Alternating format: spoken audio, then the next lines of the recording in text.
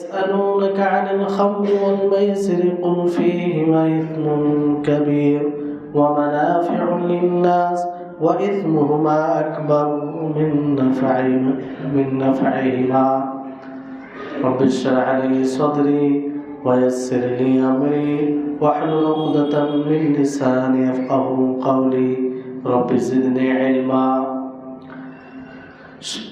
সম্মানিত সুপ্রিয় দিন দরদি ভাই সকল, সেই মহান আল্লাহ তাআলার কৃতজ্ঞতা প্রকাশ করি, যিনি আমাদের সকলকে সুস্থ রেখেছেন, ভালো রেখেছেন, যিনি আসমান ও জমিন প্রতিটি জিনিসের খালেক ও স্রষ্টা। তারপরে আমাদের সকলের প্রিয় নবী করিম মুহাম্মদ মুস্তাফা সাল্লাল্লাহু আলাইহি ওয়াসাল্লাম, ওনার উপরে অসংখ্য শান্তি ধারা বর্ষিত হোক। আল্লাহুম্মা সাল্লি আলাইহি আল্লাহুম্মা বারিক আলাইহি। সম্মানিত উপস্থিতিগণ, আজকে একটি এমন বিষয় নিয়ে কথা বলব যে বিষয়টি বুঝতে একটু সুস্থ মস্তিষ্ক দরকার আছে, শান্তভাবে শোনার প্রয়োজন আছে। তাহলে এই বিষয়টিকে বুঝতে পারলে অনেক বিষয় আপনি সহজেই বুঝতে পারবেন। মানে নীতিমূলক একটা আলোচনা। সেটা হচ্ছে যে যখন কোনো ক্ষতি এবং লাভ উভয়টার সম্মুখীন আমরা হব, আর সেই জায়গায় যদি এরকমটা মনে হয় যে লাভের চেয়ে ক্ষতি বেশি, তাহলে আমাদেরকে ক্ষতিটা দূর করতে হবে, ক্ষতি দূর করার প্রতি প্রাধান্য দিতে হবে, লাভটা তাৎক্ষণিকভাবে আমাদেরকে বর্জন করতে হবে। কথাটা আবারও বলছি আমি, যে যখন আমরা লাভ এবং ক্ষতি উভয়টার সম্মুখীন হব, লাভও আছে ক্ষতিও আছে, কিন্তু ক্ষতির পরিমাণটা বেশি, সেই জায়গায় আমরা ক্ষতিটাকে দূর করা এটাকে প্রাধান্য দিব লাভটা অর্জন করার তুলনায়। এটা শরীয়তের যে কোরআন ও হাদিসের যতগুলো দলিল রয়েছে তা থেকে এটা স্পষ্টভাবে বোঝা যায়, আর এর অনেক উদাহরণ রয়েছে। এই আলোচনাটি বর্তমান সময়কে রেখে খুবই গুরুত্বপূর্ণ। আপনাকে এমনি কিছু কথা বলবো না, আপনাকে কোরআন হাদিস অনুযায়ী এই নীতিমূলক কথা বোঝাবার আমি চেষ্টা করব। এবার আল্লাহ তাআলা আপনাদেরকে বিবেক দিয়েছেন, মস্তিষ্ক আল্লাহ তাআলা দান করেছেন। দুনিয়াবী জীবনে যেমন ভালো মন্দের মধ্যে পার্থক্য করতে পারেন, অনুরূপভাবে ঠিক যদি আপনি আপনার ব্রেনকে সঠিকভাবে ব্যবহার করেন, তো এখানেও আপনি ইনশাআল্লাহ সঠিক জায়গায় পৌঁছাতে পারবেন। দেখুন, শরীয়ত ইসলামিয়া, ইসলাম ধর্ম এমন একটি ধর্ম যে ধর্ম নিয়ে সত্যি আমরা গর্বিত, কারণ সার্বিকভাবে কল্যাণকর ধর্ম একটা দিন। যে ইসলাম এটা কখনো চাই না যে ইসলামকে অনুসরণকারী, ইসলামকে যে ফলো করবে সে কোনো বিপদের সম্মুখীন হোক। ইসলাম তার বিপদের কারণ হবে, ইসলাম এটা চায় না। তবে হ্যাঁ, ইসলামের যেটা মূল উদ্দেশ্য, যা আল্লাহ তাআলার বিধানের সামনে আত্মসমর্পণ করা, এটা করতে গিয়ে যদি আপনাকে আপনার জান দিতে হয়, আপনার প্রাণ দিতে হয়, আপনার পরিবার ছাড়তে হয়, তো এটা আপনাকে স্বীকার করতে হবে, কারণ এটা মূল বিষয় ইসলামের। এই জন্য আল্লাহ তাআলা আমাদেরকে সৃষ্টি করেছেন। এখানে বিষয়টি হচ্ছে যে এই নীতি যেটা আপনাদেরকে বললাম, এটা অনেক ক্ষেত্রে গুরুত্বপূর্ণ। অনেক সময় আমরা অসুস্থ হই, সেই সময় এই নীতির প্রয়োজন পড়ে, আর ওলামাগণ এই নীতিকে সামনে রেখে অনেক বিষয় সহজে সমাধান দেন কোরআন হাদিসের আলোকে। তো এর উদাহরণ অনেক, যেমন ধরুন যে একটি কাজ করতে যাচ্ছেন, সেই কাজ করতে গিয়ে উভয়টা রয়েছে, তো ক্ষতির পরিমাণটা বেশি আছে, তো আপনি ক্ষতিটাকে দূর করবেন, তাৎক্ষণিকভাবে আপনি লাভটাকে পরিহার করবেন। আল্লাহ তাবারক ওয়া তাআলা কোরআনুল কারীমে সূরা বাকারার 219 নম্বর আয়াতে বলেন, ইয়াসআলুনাকা আনিল খামরি ওয়াল মাইসির, যে তারা আপনাকে জিজ্ঞাসা করে মদের ব্যাপারে এবং জুয়ার ব্যাপারে, যে মদ ইসলামের অবস্থান কি, জুয়া এর ইসলামের অবস্থান কি। তা আপনি বলুন, কুল ফীহিমা ইসমুন কাবীরুন ওয়া মানাফিউ লিন-নাস। আল্লাহ তাআলা বলছেন যে আপনি বলুন যে সেই মদে, সেই জুয়াতে বড় পাপ রয়েছে, মহা পাপ রয়েছে, আর তাতে মানুষের উপকারও রয়েছে, তাতে মানুষের কিছু লাভও রয়েছে। তারপরে আল্লাহ তাআলা বলেন, ওয়া ইসমুহুমা আকবার মিন নাফঈহিমা, কিন্তু সেই মদ ও জুয়ার যেটা লাভ, যেটা উপকারিতা, এর চেয়ে, এর তুলনায় তার ক্ষতি, তার পাপ বেশি, তার ক্ষতির দিকটা বেশি। ফলে আল্লাহ তাআলা এই মদকে হারাম করে দিলেন। যে মদে মুসলিম সাহাবায়ে কেরাম অভ্যস্ত ছিলেন, স্বাভাবিক দৈনন্দিন তারা এই মদ তারা পান করত, কারণ সেটা হালাল ছিল তাদের জন্য, পূর্বে তো হারাম করা হয়নি। কিন্তু এখানে লাভ লস উভয়টা একত্রিত হয়েছে। কেন আল্লাহ তাআলা হারাম করলেন? কারণ এতে ক্ষতির পরিমাণটা বেশি। এই জায়গায় যদি আমরা নিজের আবেগকে ব্যবহার করি, যে না এখানে তো লাভ রয়েছে, যেমন অনেক মানুষ বলে, না আমি মদ খাই, আমার শরীর সুস্থ থাকে, ভালো থাকে, অসুবিধাটা কি? তো আল্লাহ তাআলা তার উত্তর দিয়েছেন, ওয়া ইসমুহুমা আকবার মিন নাফঈহিমা, যে তার ক্ষতির পরিমাণটা বেশি, এই জন্য সেটা হারাম, এই জন্য সেটা কোনো মুসলিম এটা মানে ব্যবহার করতে পারে না। সম্মানিত উপস্থিতিগণ, এখান থেকে, এই আয়াত থেকে এটা স্পষ্টভাবে বোঝা যায় যে যে জায়গায় লাভ লস উভয়টা একত্রিত হবে, কিন্তু ক্ষতির পরিমাণটা যদি বেশি হয়, তো আপনাকে লাভটা ছাড়তে বাধ্য তাৎক্ষণিকভাবে। এটা হচ্ছে ইসলামের সৌন্দর্য, ইসলামের মাসলেহা। এই জন্য আরবিতে এই নীতি মূলককে এইভাবে বলা হয়, দুরউল মাফাসিদ মুকদ্দামুন আলা জালবিল মাসালিহ। এটা খুব গুরুত্বপূর্ণ নীতিমালা ইসলামে। আর এই কথাটি যদি আপনি বুঝতে পারেন, অনেক বিষয় সহজ হয়ে যাবে। আপনার আবেগকে কন্ট্রোল করবে, আপনারা বুঝতে পারবেন যে নবী সাল্লাল্লাহু আলাইহি ওয়াসাল্লামের জীবনী থেকে আপনাদেরকে এর উদাহরণ দেব। তারপরে আল্লাহ তাবারক ওয়া তাআলা অন্য এক আয়াতে কি বলেন, ওয়ালা তাসুব্বুল্লাযীনা ইয়াদউনা মিন দুনিল্লাহি ফায়াসুব্বুল্লাহা আদওয়ান বিগাইরি ইলম, যে তোমরা তাদেরকে গালি দিও না যারা আল্লাহ তাবারক ওয়া তাআলাকে ছেড়ে অন্য কাউকে ডাকে, অন্য কারো ইবাদত করে, তথা অন্যদের দেব দেবীকে, অন্যদের যে মাবুদ যারা তাদেরকে মাবুদ বানিয়ে রেখেছে, তাদেরকে তোমরা গালি দিও না। কেন? আল্লাহ তাআলা বলছেন, ফায়াসুব্বুল্লাহা আদওয়ান বিগাইরি ইলম, কারণ তোমরা যদি গালি দাও তাদের দেব দেবীকে, তাদের মাবুদকে, তাহলে তারাও শত্রুতা পোষণ করে অজ্ঞতাবশত ভাবে তোমার ইলাহ, তোমার আল্লাহকে গালি দেবে, ফলে তুমি তাদের মাবুদকে গালি দেবে। যদি আমরা মৌলিকভাবে দেখতে চাই, তো মাবুদ বাতিল যেগুলো, তাকে গালি দিতে কোনো দোষের কিছু নাই।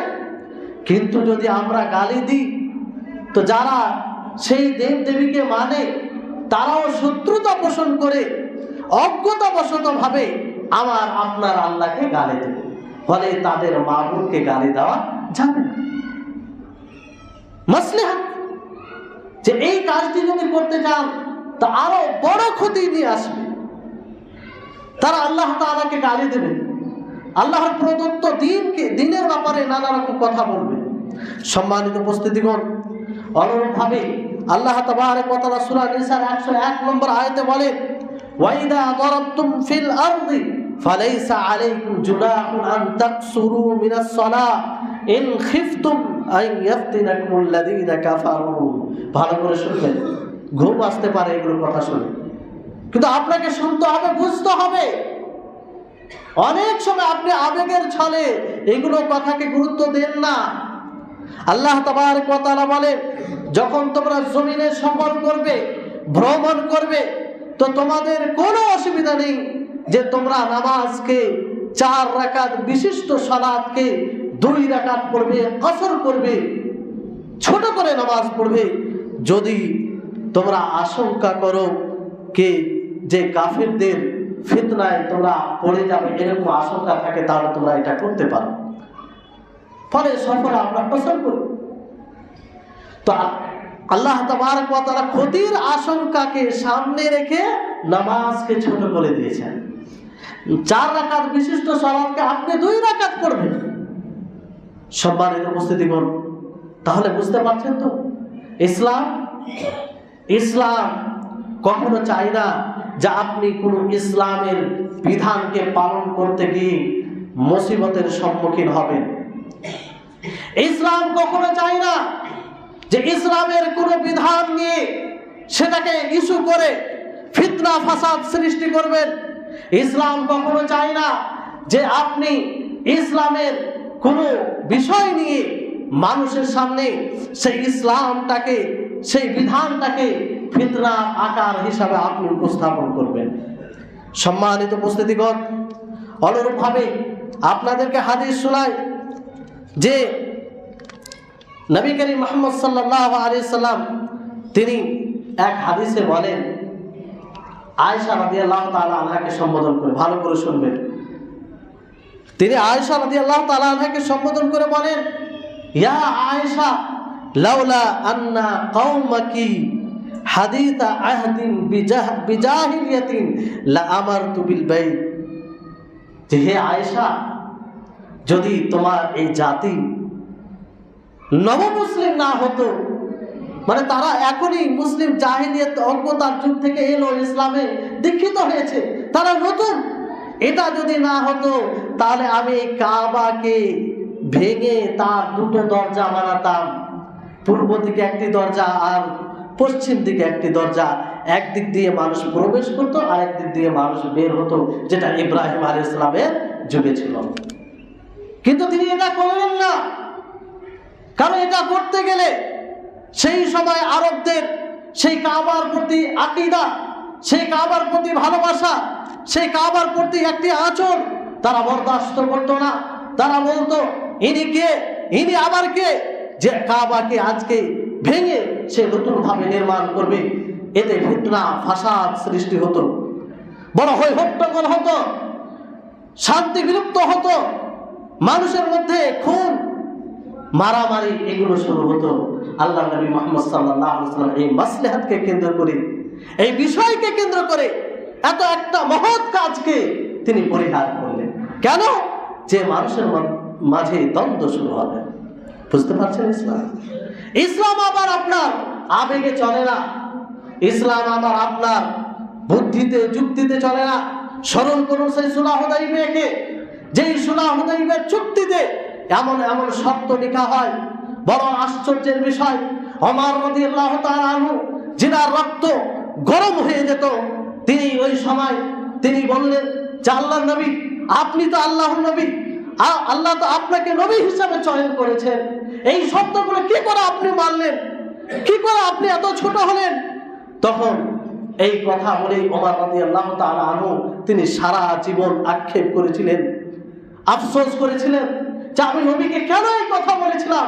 কিন্তু ওই কথা বলাটা ওনার স্বাভাবিক ছিল, ওই কথাটা বলার ওনার আবেগ ছিল যে আমরা সত্য পথে আছি, হক পথে আছি, আল্লাহ তাআলার প্রদত্ত দিনকে আমরা মানছি, তা আমরা কেন ছোট হব, আমরা কেন তাদের সব কথাই মেনে নিব? কিন্তু নবী করিম মুহাম্মদ সাল্লাল্লাহু আলাইহি ওয়াসাল্লাম তিনি নবী ছিলেন, তিনি শেষ রাসূল ছিলেন, তিনি যা কিছু করতেন ওহীর মাধ্যমে করতেন। ফলে সাময়িকভাবে সেই চুক্তিপত্রতে যদিও মনে হতো যে মুসলিমরা নবী তাদের সামনে ছোট হলো, কিন্তু তা একটি বড় কল্যাণ অপেক্ষা করছিল, যেটা আমরা মক্কা বিজয়ের মাধ্যমে দেখেছিলাম।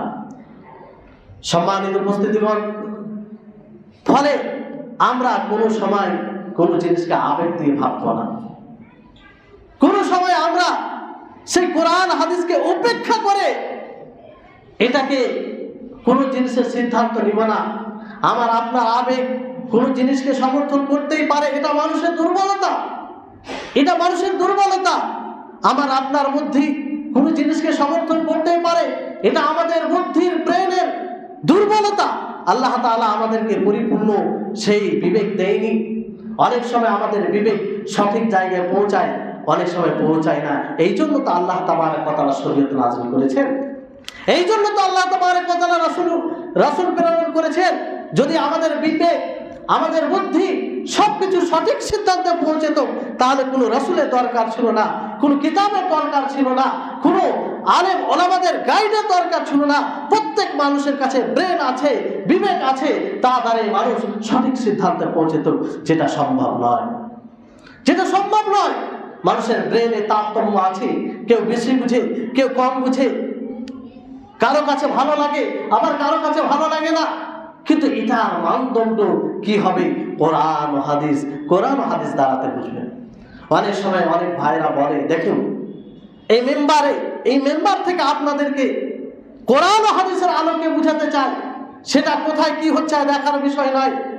অনেক সময় অনেক ভাই বলে যে কিছু বিষয় আছে রাজনৈতিক, সেটা রাজনৈতিক হিসাবে দেখতে হবে। আপনি মুসলিম বলে নিজেকে পরিচয় দেন, আর যেখানে কোরআন হাদিসের কথা বলা হয়, যেখানে কোরআন হাদিসের নীতি বলা হয়, ওই জায়গায় বলছেন যে রাজনৈতিক হিসাবে চলতে হবে, রাজনৈতিক হিসাবে দুনিয়া মানে ইবাদতের কোন শরীয়তের বিধানকে পালন করতে হবে। আপনি কেমন মুসলিম? আপনি কেমন মুসলিম? আপনার এটা দুর্বলতা হতে পারে, আপনার এটা দুর্বল বুঝের ব্যাপার হতে পারে যে আপনি সেখানে সঠিক জায়গায় পৌঁছাতে পারছেন না। সম্মানিত উপস্থিতিগণ, তো এরকম অনেক উদাহরণ রয়েছে। রাসূল সাল্লাল্লাহু আলাইহি ওয়াসাল্লাম যখন সেই চুক্তি লিখতে যান, মক্কার কাফিররা বললেন, সেই জায়গায় চিঠিতে লেখা হচ্ছিল যে মুহাম্মদুর রাসূলুল্লাহ, এটা মুহাম্মদ সাল্লাল্লাহু আলাইহি ওয়াসাল্লামের পক্ষ থেকে যিনি আল্লাহর রাসূল। কাফিররা বলল, না, এটা লেখা যাবে না, রাসূল লেখা যাবে না। আলী রাদিয়াল্লাহু তাআলা আনহুকে নবী সাল্লাল্লাহু আলাইহি ওয়াসাল্লাম বলেন, আলী এটাকে মিটিয়ে দাও। আলী বললেন, এটা আমি করতে পারি না, আপনার নামকে কিভাবে আমি মুছে দিতে পারি? আপনি তো আল্লাহর রাসূল, আল্লাহ তাআলা আপনাকে চয়ন করেছে, তো আপনার নামটা আমি কি করে মুছে দিতে পারি? তিনি মুছতে পারলেন না, আল্লাহর নবীর হুকুমকে পালন করতে পারলেন না। রাসূল সাল্লাল্লাহু আলাইহি ওয়াসাল্লাম সেটা নিজেই মিটিয়ে দিলেন। কারণ এই শব্দটার জন্য সেই কাফেররা এই চুক্তি মানছিল না। তারা নবী সাল্লাল্লাহু আলাইহি ওয়াসাল্লাম মাসলিহাত দেখলেন, তিনি মাসলিহাত দেখলেন যে এই নামটা মুছে দেওয়াতে সাময়িকভাবে যদি তারা এই চুক্তিটা মেনে নেয়, তাহলে ভবিষ্যতে আমাদের কল্যাণ রয়েছে, ইসলামের কল্যাণ রয়েছে, যারা ইসলামকে ফলো করে তাদের কল্যাণ রয়েছে। সেখানে কি তাদের এই আবেগ ছিল না? সাহাবায়ে কেরামদের কি এই আবেগ ছিল না যে আল্লাহর নবী হক রাসূল হওয়ার পরে কেন এটা করবে? আল্লাহ নবী করলেন সেটা। সম্মানিত উপস্থিতিগণ, এইরকম ভাবে আপনি অনেক উদাহরণ পাবেন, অনেক বিষয় পাবেন, যা দ্বারা এটা স্পষ্ট হয় যে যখনই ক্ষতি লাভ দুটোই সম্মুখীন হবে, তা আমাদেরকে ক্ষতিটা দূর করতে হবে। তবে এটা আমভাবে নেওয়া যাবে না, স্বাভাবিকভাবে বিষয়টি নেওয়া যাবে না। এটা কিছু শর্ত রয়েছে, সেই শর্তগুলো আমাদেরকে দেখতে হবে। আর বিশেষ করে এটা সিদ্ধান্ত যারা ওলামাদের মধ্যে বিচক্ষণ রয়েছে তারাই এটা সিদ্ধান্ত নিতে হবে, কারণ সাধারণ মানুষ এটা বুঝতে অতটা সক্ষম নয়।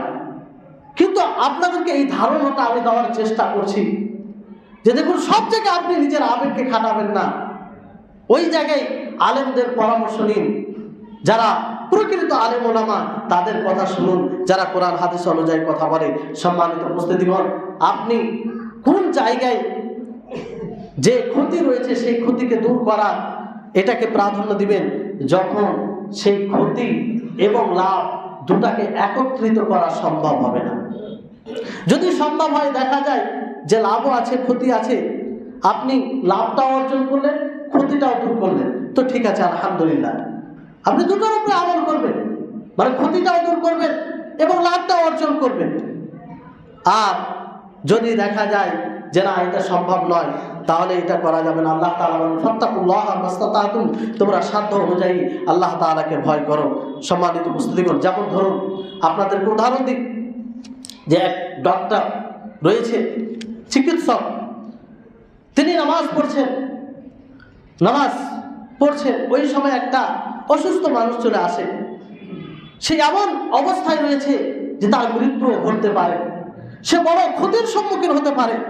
তো সেই ডক্টরের জন্য এটা উচিত হবে সে নামাজ ছেড়ে তার ইলাজ করবে, তার চিকিৎসা করবে। কারণ এখানে যদি তিনি নিজের নামাজকে অব্যাহত রাখেন, তাহলে এক বড় ক্ষতি হয়ে যাবে, নামাজটা সে পরেও করতে পারে।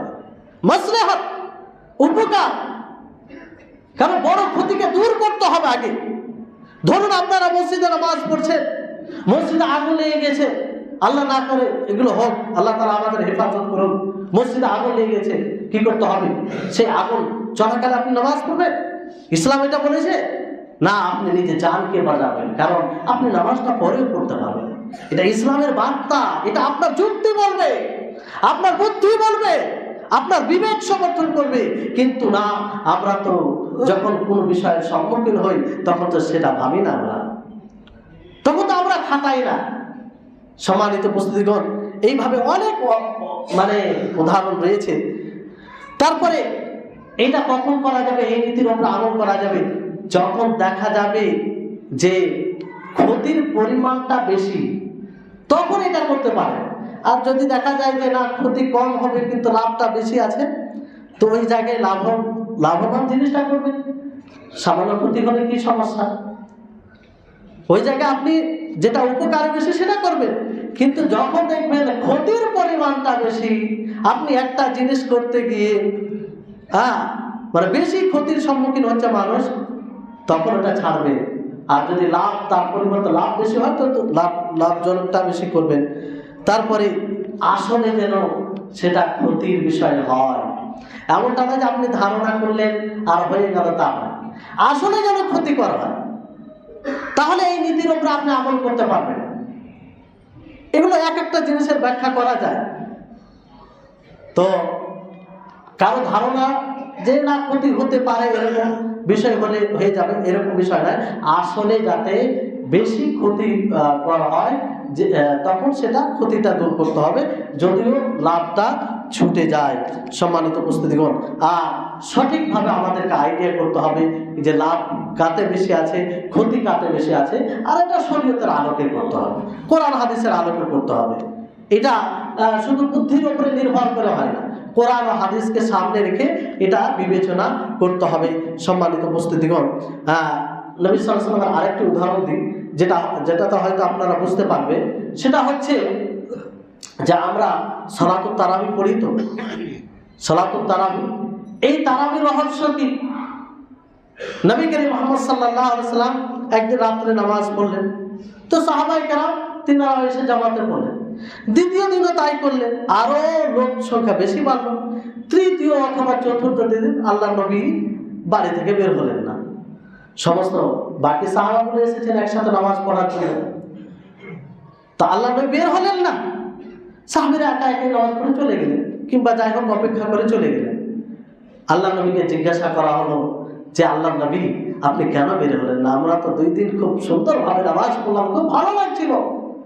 নবী সাল্লাল্লাহু আলাইহি সাল্লাম তিনি বলেন, খাশিতু আন তুফরাজা আলাইকুম, খাশিতু আন তুফরাজা আলাইকুম, যে আমি আশঙ্কা করছি যদিও তোমাদেরকে ভালো লাগে, যদিও তোমাদের নিকটে এই ইবাদত প্রিয় হয়, কিন্তু আমি যদি এইভাবে আরো 2-1 দিন আসতাম তাহলে তোমাদের উপরে ফরজ করে দেওয়া হতো, আর যখনই ফরজ হতো এটা তোমাদের জন্য কষ্টকর হয়ে যেত, কারণ না পড়লে তখন গুনাহগার হতে, পাপী হতে, হিসাব জবাবদিহি হতে হতো। সম্মানিত উপস্থিতি, এইভাবে অনেক উদাহরণ রয়েছে। তো যাই হোক, আশা করি আপনারা বুঝতে পারছেন যে আমি কি বিষয়কে কেন্দ্র করে কথা বলছি। সে বিষয়ে বললাম না, আপনারা বুদ্ধিজীবী লোক, সেটা এই আদলে, কোরআন হাদিস এর আদলে ফয়সালা করবেন, বিবেচনা করবেন। আর মনে রাখবেন, সদা সর্বদা আপনি যতদিন বেঁচে আছেন কোরআন হাদিসকে ফলো করবেন, এতেই কল্যাণ আছে। যতই ফিতনা ফাসাদ হোক, মানে সেটা থেকে আলেম ওলামা কি বলছে সেটাতে গুরুত্ব দেবেন, কারণ ফিতনা আজ একমাত্র সঠিক ওলামাগণই করতে পারে। বলা হয় যে ফিতনা আসার পূর্বে তার বন্ধ প্রকৃত ওলামাগণ সেটা অনুধাবন করে, ফলে ওলামারা তাকে সতর্ক করে, সেটাকে মূল্যায়ন করবেন, এতেই সার্বিকভাবে কল্যাণ রয়েছে। আল্লাহ তাবারক ওয়া তাআলা আমাদের সকলকে আমল করার তৌফিক দান করুন। ওয়া আখিরু দাওয়ানা।